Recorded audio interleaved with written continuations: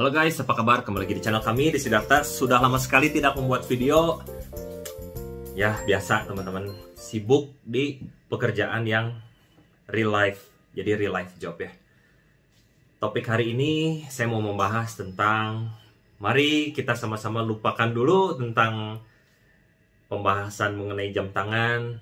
Kita pengen bahas satu topik yang banyak banget lagi dibahas sama youtuber-youtuber, news, konten-konten creator mengenai 2023 gelap. Bahkan presiden kita sendiri, Jokowi ya, Pak Jokowi, di hampir setiap sesi ke belakang terakhir ya, pada saat dia bisa bicara, dia juga selalu berbicara tentang 2023 ekonomi itu gelap. Nah, teman-teman, saya sih nggak akan jelasin lagi sebabnya kenapa, teman-teman juga udah tahu ya. Ada perang, ada shortage of supply, ada bekas sisa dari COVID juga ada yang belum beres gitu. Macam-macam lah teman-teman, inflasi yang naik besar-besaran, suku bunga Amerika dinaikin tinggi. Nggak akan bahas itu, tapi lebih ngebahas bahasan ringan deh teman-teman. Karena bahasan-bahasan berat tuh udah banyak orang yang jauh lebih pinter, jauh lebih dewasa secara analisa ekonomi ya. Kita hanya obrolan ringan seperti di coffee shop seperti biasa. Jadi ini menurut pendapat saya lah, apa sih yang perlu kita lakukan gitu di menghadapi tahun depan yang bisa dibilang cukup gelap lah ya gitu ya. Ya bayangan saya sih nomor satu, ya balik lagi ya, kita kan adalah makhluk ciptaan dari yang Maha Kuasa gitu. Percaya atau tidak percaya, maksudnya nomor satu, di luar dari pembelajaran tentang ekonomi, investasi, yang bisnis yang perlu kita pelajari, pasti harus balik lagi dulu ke sana sih. Ya berdoa, kita deket lagi gitu. Kenapa? Karena saya cukup percaya gitu, sebelum kita masuk ke hasil dan tindakan, kita perlu benahin dari inside keluar gitu, inside out dulu. Jadi benahin dulu hati kita, benahin dulu mental kita, dimana ketika kita percaya gitu bahwa ya Sang Pencipta juga pasti pelihara kita lah, bagi anak-anak yang dekat berdoa sungguh-sungguh gitu. Nah baru setelah itu kita masuk ke hal-hal dunia nyata. Jadi yang pertama, saya sih percaya bahwa saya pernah baca buku di, saya juga agak lupa ya, saya lupa antara Adam Kok gitu ya, The Winning Game of Life, atau karena ada beberapa buku gitu yang dibaca membahas mengenai sesuatu yang tidak terlihat itu lebih kuat daripada yang terlihat. Jadi seperti ini kan fear, ini kan ada tumbuh fear ya, dimana berjaga-jagalah, bersiaplah, tahun 2023 itu kan fear, ketakutan. Itu kan tidak terlihat, itu tuh lebih kuat powernya daripada sesuatu yang terlihat. Misalnya kalau yang terlihat apa ya, senjata mungkin ya, tapi senjata juga takut ya. Tapi intinya dia bilang gitu, jadi sesuatu yang tidak terlihat itu sebenarnya kayak Tuhan, Sang Pencipta kan tidak terlihat gitu, itu kan lebih kuat daripada yang terlihat. Jadi balik lagi ya, kita kuatkan dulu ya iman kita, mental kita gitu, kedekatan kita, relationship kita dengan Sang Pencipta. Nah ketika kita mempunyai belief bahwa kita pasti dipelihara di tahun 2023, baru kita masuk ke nomor 2 gitu. Nomor 2 ya ini, sebenarnya nggak usah terlalu banyak pusing gitu ya.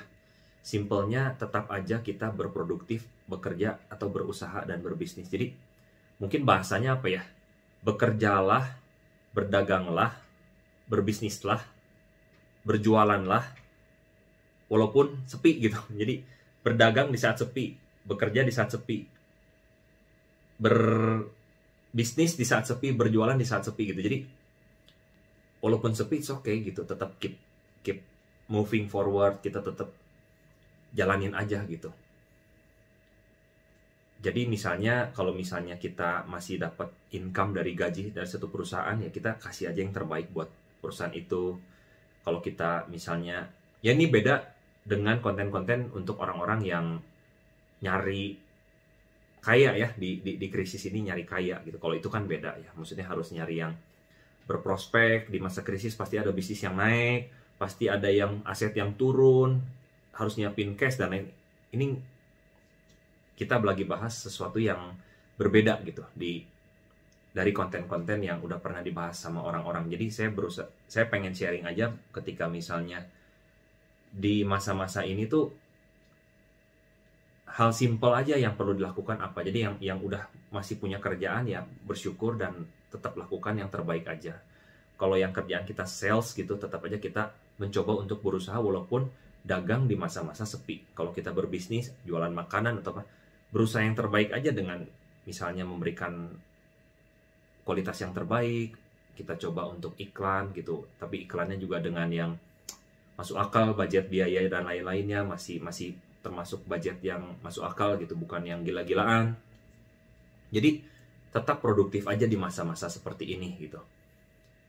Sebenarnya hal simpelnya dua sih. Jadi yang pertama, kita deket ya dan doa sama Sang Maha Kuasa biar kitanya juga sendiri punya belief, dipelihara, kitanya tenang. Yang kedua ya tetaplah produktif di masa-masa sepi gitu, di masa-masa lagi challenging. Nah mungkin yang ketiga ya sebisa misalnya kita saving gitu.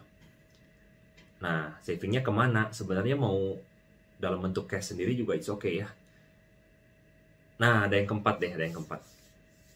Mungkin seharusnya sebelum saving sih, di saat-saat begini sebenarnya saat yang tepat sekali untuk belajar mengenai apapun yang bisa kita pelajari di instrumen investasi, bagaimana cara ekonomi dunia bekerja, bagaimana cara uang berputar ini bekerja gitu. Itu penting sih. Jadi ketika kita mau melakukan investasi di satu instrumen, termasuk mungkin jam tangan ya gitu, itu tuh kita sudah mengerti gitu. Dan kalau teman-teman juga mau invest di jam tangan juga teman-teman udah tahu gitu jamnya apa yang kira-kira kalau teman-teman harganya crash banget memang benar untuk investasi. Anda salah satu instrumennya misalnya pengen dalam bentuk jam tangan gitu, jam tangan merek apa, model yang mana gitu, kira-kira yang cocok untuk Anda invest gitu.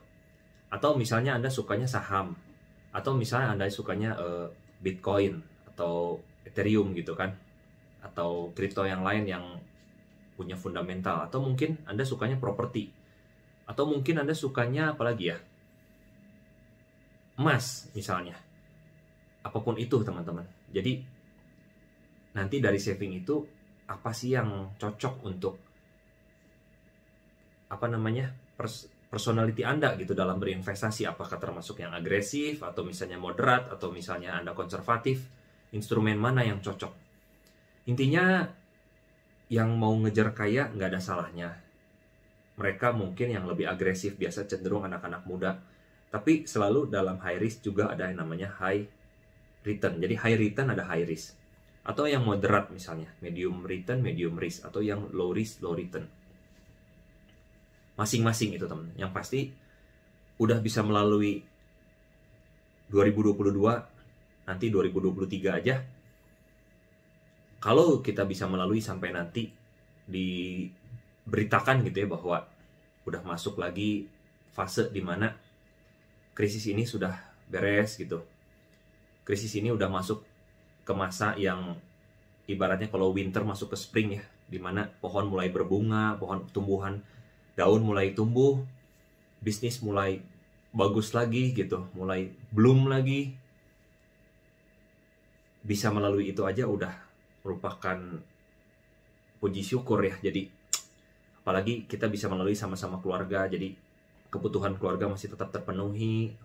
Kalau misalnya ada hutang cicilan masih tetap terus bisa dibayar, uang sekolah, kebutuhan apapun gitu. Misalnya ada cicilan mobil, ada cicilan rumah misalnya. Dan apalagi bisa ditambah plus saving walaupun sedikit gitu ya. Itu aja udah merupakan berkat yang luar biasa. Jadi saya sih hanya pengen sharing dari sisi ini ya teman-teman. Kalau seandainya kita bisa melalui ini, gak usah mikirin sampai wow bisa menjadi, ya bagus kalau bagi kita semua yang punya peluang memang ada chance-nya bisa ngambil peluang ini untuk menjadi terbang gitu, ya itu bagus, nggak dilarang juga sih. Tapi bagi kita yang maksudnya gini, bukan yang nggak mau berusaha sih, tapi maksudnya kita pun sadar akan kapasitasnya hari ini gitu. Dengan apa yang ada, nggak usah takut sih sebenarnya menjalani krisis ini ya. Yang penting kita mau rajin, masih mau berproduktif, berdoa gitu. I think that's more than enough sih. Itu aja sih teman-teman. Jadi video ini singkat sih, karena terakhir-terakhir ngelihat video-video YouTube itu banyak ya. Bahkan ini kan mungkin harga lagi turun ya. Dari awal kan ini channel bahas tentang jam tangan gitu. Aduh, coba aja punya uang gitu misalnya buat beli jam tangan yang lagi turun. Gak usah mikir itu sih teman-teman. Bahkan gak usah punya jam luxury aja udah bisa ngelewatin ini dengan baik, udah oke.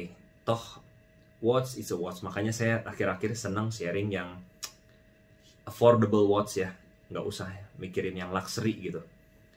Lagian apa ya teman-teman, it's just a watch anyway. It's just jam tangan gitu. It's just barang. Banyak yang lebih important gitu. Watch tuh pakai yang biasa-biasa aja udah banyak kok yang bagus gitu. Nggak harus Rolex, nggak harus AP, nggak harus Patek gitu. Cukup kok pakai merek-merek biasa sekelas misalnya Seiko. Kayak baru-baru ini kan bahas Tissot ya. Terus G-Shock gitu-gitu aja udah keren banget kok. Itu aja sih teman-teman. Semoga video ini bisa membawa pencerahan lah dan nambahin wawasan lah ya tentang hal yang simpel gitu dalam menghadapi krisis 2022 dan resesi global 2023, walaupun sebenarnya sudah resesi sih ini. Itu aja sih teman-teman. God bless you all. Semoga nanti di video berikutnya kita balik lagi bahas mengenai jam tangan. Sampai ketemu di video berikutnya. See you guys.